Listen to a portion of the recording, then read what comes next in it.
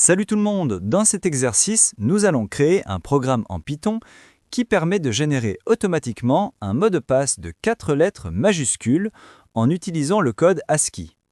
Voici comment notre programme va fonctionner. 1.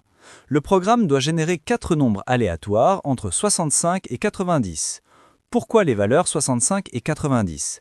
Parce que dans la table ASCII, les lettres majuscules vont de A égale 65 jusqu'à Z égale 90.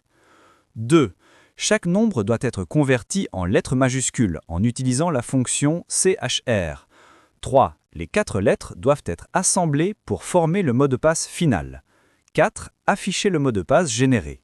On commence par la première étape. Générer 4 nombres aléatoires entre 65 et 90.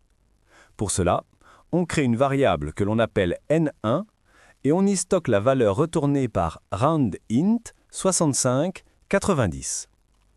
Cela signifie que Python choisira au hasard un nombre compris entre 65 et 90. Ensuite, on répète la même opération pour les 3 autres nombres, N2, N3 et N4. Une fois que nous avons nos 4 nombres aléatoires, N1, N2, N3 et N4, nous allons les convertir en lettres majuscules avec la fonction CHR. Pour cela, on crée une variable L1 pour la première lettre et on lui assigne CHR de N1. On fait de même pour les 3 autres lettres, L2 égale CHR de N2, L3 égale CHR de N3 et L4 égale CHR de N4. Maintenant que nous avons nos 4 lettres majuscules, nous allons les assembler pour créer le mot de passe final. Pour cela, on utilise l'opérateur plus pour concaténer les lettres. Mot de passe égale L1 plus L2 plus L3 plus L4. Enfin, nous allons afficher le mot de passe final à l'écran. Pour cela, on utilise la fonction print. Print, le mot de passe généré, virgule, puis on écrit la variable mot de passe. Alors, on exécute le programme, et là, ça plante.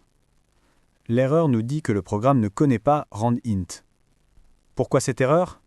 Parce que roundInt appartient à la bibliothèque random, et Python ne la connaît pas tout seul. Il faut donc importer cette bibliothèque avant de pouvoir utiliser ces fonctions. Pour régler le problème, on ajoute en début de programme from random import roundInt. Une fois l'import effectué, le programme fonctionne parfaitement et nous permet de générer nos 4 lettres majuscules pour le mot de passe.